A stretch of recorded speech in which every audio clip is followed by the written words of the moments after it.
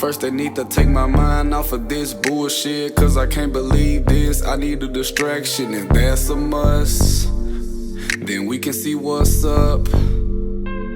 Smoking in the whip, feeling so high. That's how we fucking do. Smoking and we ride. We be smoking then we ride. That's how we do. Feeling these late night vibes. That's how we do. Smoking in the whip, feeling so high. That's how we fucking do. Smoking and we ride. We be smoking then we ride.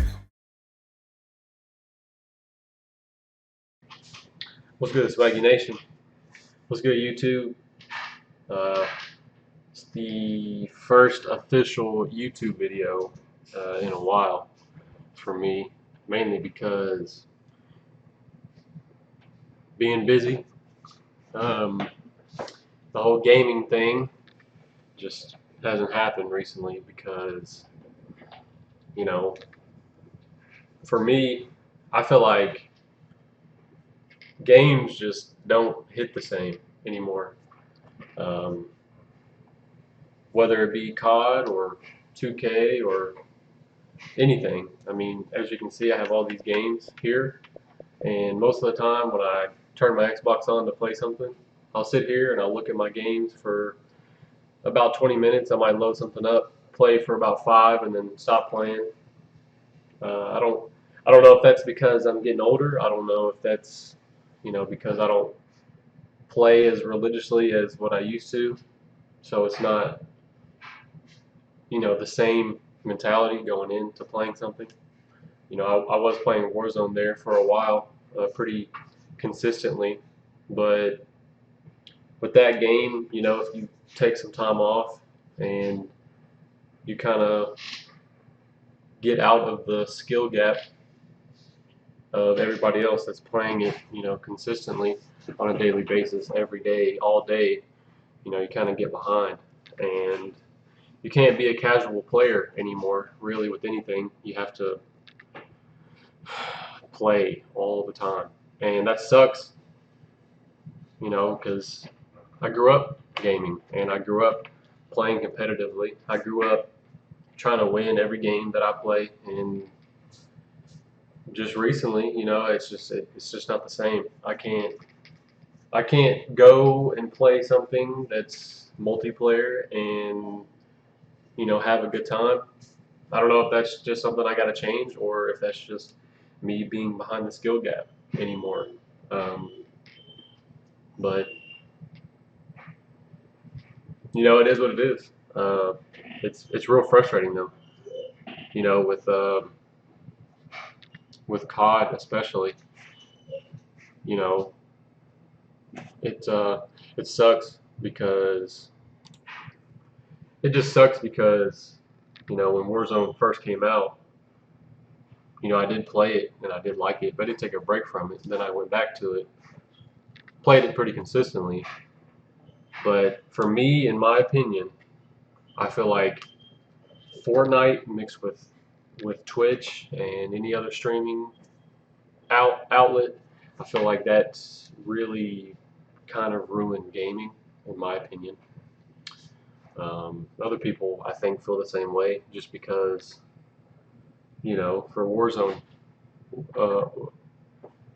for example, if one of these top dog streamers is playing Warzone and they're streaming to, I don't know, 300,000 people, and then they upload that same video to YouTube, and they get 1.5 million views or something. I don't know how much they get, but if they do that and they title the video, "This weapon is broken," new meta, or whatever you want to say, and anybody can go and look up best weapon build, best meta weapon, unstoppable, whatever.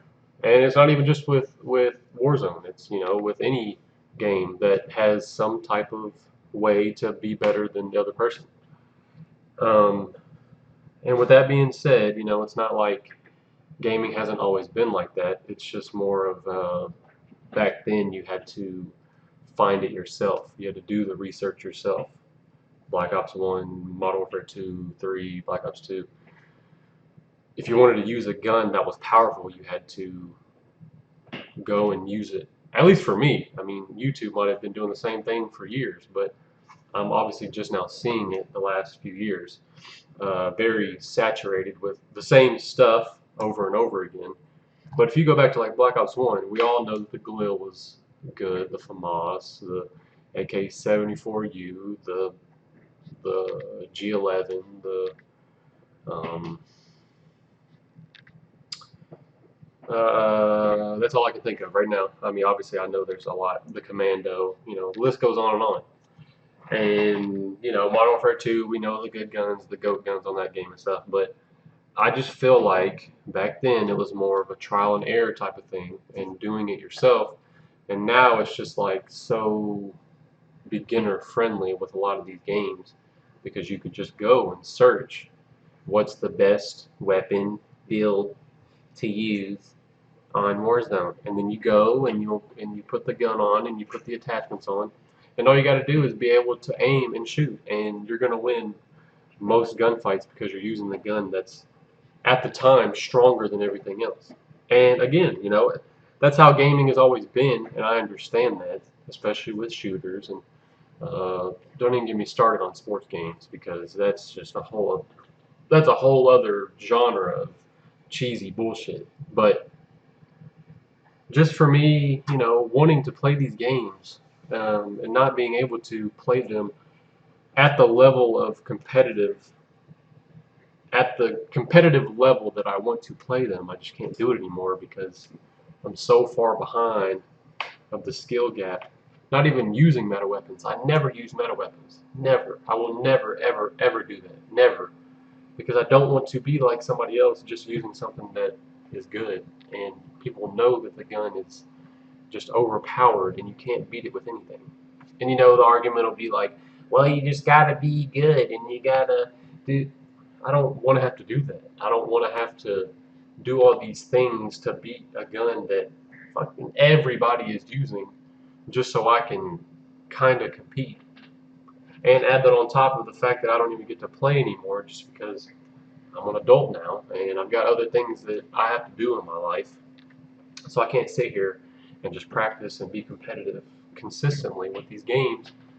This just sucks, man. I guess it's part of growing up, but it's also another part is everything is just being saturated with the same stuff, just over and over and over.